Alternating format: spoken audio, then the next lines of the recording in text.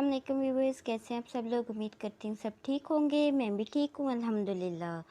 अगर आप मेरे चैनल पर नए हैं तो मेरे चैनल को लाइक कर दें, सब्सक्राइब कर दें और शेयर कर दें। जी, तो आज मैं हाज़िर हूँ आपके सामने एक नए व्लॉग के साथ। तो आज मैं अपनी भाभी की जो दिन की रूटीन है वो आप लोगों के साथ शेयर करूँगी। तो यहाँ पर काम वगैरह करने के बाद घर का मैं और मेरा बेटा जो है वो अपने भाई के घर हम लोग आ गए। तो यहाँ पर मेरी भाभी जो है जो नया तवा लेकर आई थी उस पर रोटी बनाने लगी थी।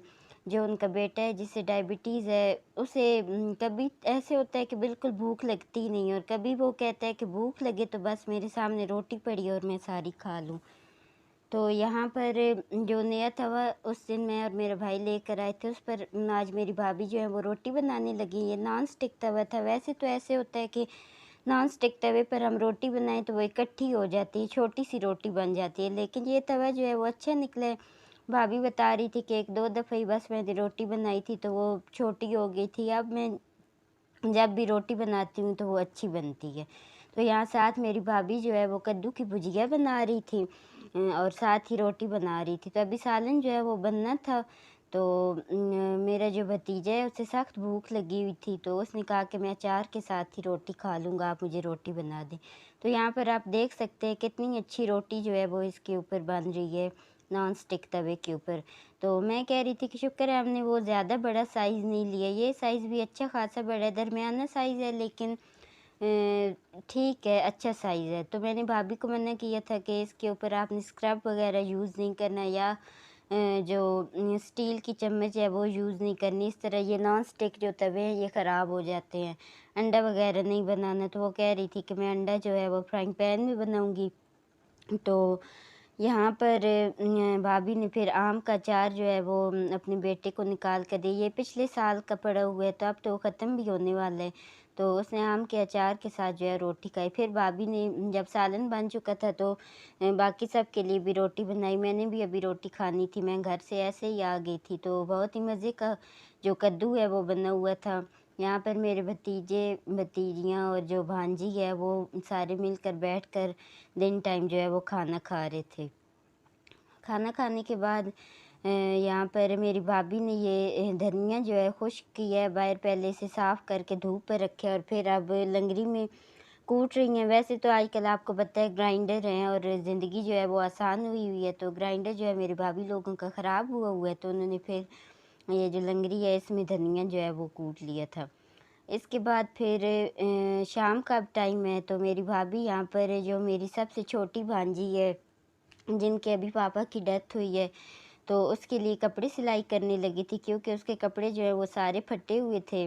तो ये मेरे भाई जो है अपनी बेटी के लिए लेकर आए थे, लेकिन उन्होंने कहा कि उसके बना देते हैं और अपनी बेटी के लिए फिर मैं दोबारा बाद में ले आऊँगा।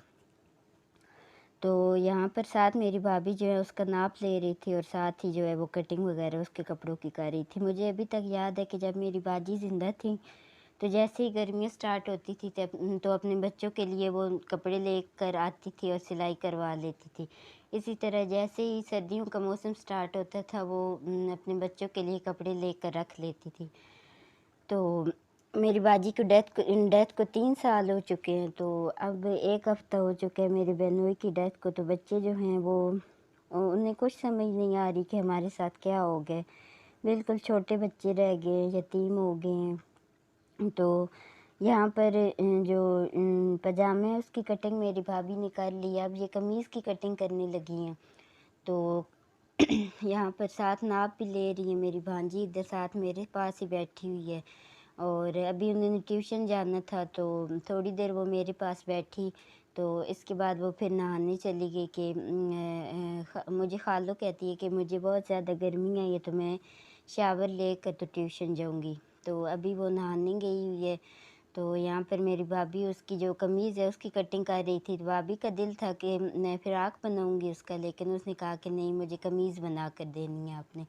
तो ये तकरीबन 2 घंटे में मेरी भाभी ने सारे कपड़ों की कटिंग की, फिर सिलाई करके और उसे शाम को पहना के फिर घर भेजा। तो यहाँ पर अब जो चेस्ट का साइज़ है वो सारा देख कर मेरी भाभी निशान वग़ैरह लगा रही हैं। तो اب یہ جو ہے یہ جو شلوار کا کپڑا تھا اس کے جو ہے بازو سائڈ پر لگانے تھے۔ اچھا یہ ایک پورا جوڑا تھا تو اس وجہ سے اب ایک میری بھانجی کا جوڑا بنے گا اور ایک جو میری بھتیجی ہے اس کی صرف ایک قمیض بنے گی۔ تو بھابھی کہہ رہی تھی کہ شلوار کا اسی طرح کا کپڑا میں دوبارہ منگوا لوں گی تو اس کی شلوار جو ہے وہ میں بعد میں بنا دوں گی۔ تو یہاں پر جو شلوار کا کپڑا تھا اس کے بازو جو ہے وہ میری بھابھی بنا رہی ہیں، تو یہاں پر بازو کی کٹنگ کر رہی ہیں۔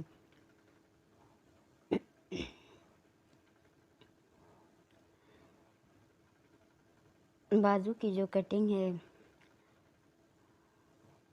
وہ ہو چکی ہے اور اب جو ہے میری بھابھی سلائی کرنا سٹارٹ کریں گی۔ تو یہ میری بھابھی کی مشین، تو میری بھابھی جو ہے شادی سے پہلے انہوں نے کپڑے سلائی کرنا سیکھ لیے تھے۔ آج کل آپ کو پتہ ہے کہ کپڑوں کی سلائی جو ہے اتنی زیادہ ہے کہ زیادہ تر اب گاؤں میں لوگ جو ہے اپنے بچیوں کو کپڑے سلائی کروانا اور پارلر کا کام جو ہے وہ سکھا رہے ہیں۔ آج کل اتنی مہنگائی ہو چکی ہے کہ ایک بندے سے گھر چلانا جو ہے وہ مشکل ہو چکا ہے۔ تو میری بھابھی جو ہے ابھی پیچھے جو ہے بیمار تھی کافی زیادہ، تو پھر انہوں نے کسی کے کپڑے سلائی نہیں کیا، اب ٹھیک ہو گئی ہیں۔ تو کچھ جو ہمارے ریلیٹیوز ہیں وہ اپنے کپڑے دے کر بچیاں گئی ہوئی تھی کہ ہمیں سلائی کر دیں۔ ان کی شادی تھی تو میرے بہنوئی کی ڈیتھ ہو گئی، تو ان کے کپڑے بھی میری بھابھی بتا رہی ہیں کہ 1 مہینہ ہو گیا میرے پاس پڑے ہوئے ہیں، تو ان کے بھی میں نے سلائی کرنے ہیں۔ لیکن آج میں نے کہا کہ سب سے پہلے اشال کے کپڑے جو ہیں وہ سلائی کر کے اسے پہناتی ہوں۔ تو یہاں میری بھانجی جو ہے وہ نہا کر آ گئی تھی، پھر میں نے اس کو کنگھی کی اور پنز وغیرہ لگائیں، اور پھر میرے بھتیجے بھتیجیاں اور بھانجی جو ہے وہ ٹیوشن پڑھنے جو ہے وہ چلے گئے تھے۔ یہاں پر جو پاجامہ ہے وہ تیار ہو چکا ہے۔ بھابھی نے یہ جو پانچے ہیں ادھر لیس لگائی تھی اور بہت ہی خوبصورت اور پیاری لیس جو ہے وہ لگ رہی تھی۔ یہاں پر اب میری بھابھی جو ہے وہ گلا جو ہے اوپر سے گول اور نیچے سے وی کٹنگ جو ہے وہ کر رہی ہیں، اور کاٹنے کے بعد پھر یہ استری کے ساتھ بکرم جو ہے وہ اوپر لگائیں گے اور پھر اس کے اوپر سلائی لگائیں گے۔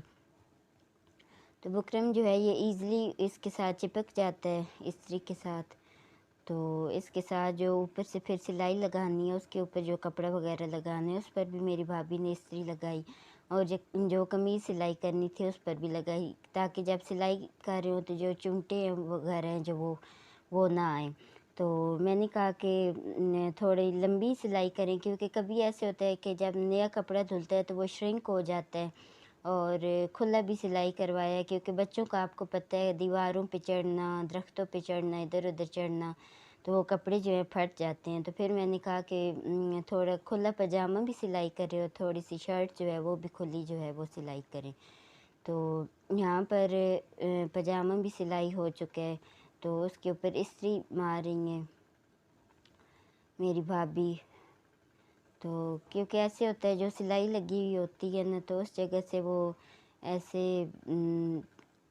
وہ سلائی جہاں پہ لگی ہوئی ہوتی ہے وہاں سے جگہ جو ہے وہ شرنک ہوئی ہوئی ہوتی ہے، استری لگائے تو وہ بالکل سیدھی سلائی ہو جاتی ہے۔ یہاں پر میری بھابھی نے گلا جو ہے وہ سلائی کر لیا تھا، اور قمیض کے جو سائڈس والی جگہ ہے وہاں پر بھی سلائی لگا لی تھی، اور اب جو ہے بازو سلائی کرنے کے بعد بازو لگا لیں گی ساتھ۔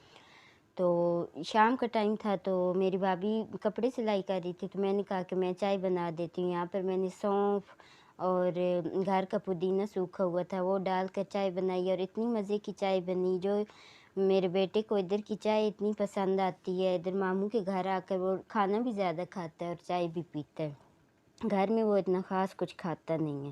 تو یہاں پر پھر میری بھابھی اور میں نے چائے پی، اور اس کے بعد یہ کپڑے جو ہیں وہ میری بھانجی کے تیار ہو چکے تھے، اور لیس جو ہے وہ بہت پیاری لگ رہی تھی۔ کپڑا جو ہے وہ ہلکا تھا لیکن لیس لگنے کے ساتھ وہ ایسے تھوڑا بھاری بھاری کپڑا ہو گیا، اور میری بھانجی کو جو ہے وہ بٹن بہت پسند ہے، پھر میری بھابھی نے بٹن بھی لگائے تھے کپڑے پہن کر، پھر اس نے مجھے دکھائے کہ دیکھے مجھے کپڑے کیسے لگ رہے ہیں۔ تو آج کے لیے اتنے ہی ولاگ ہیں، ملتے ہیں نیکسٹ ولاگ میں۔ اللہ حافظ۔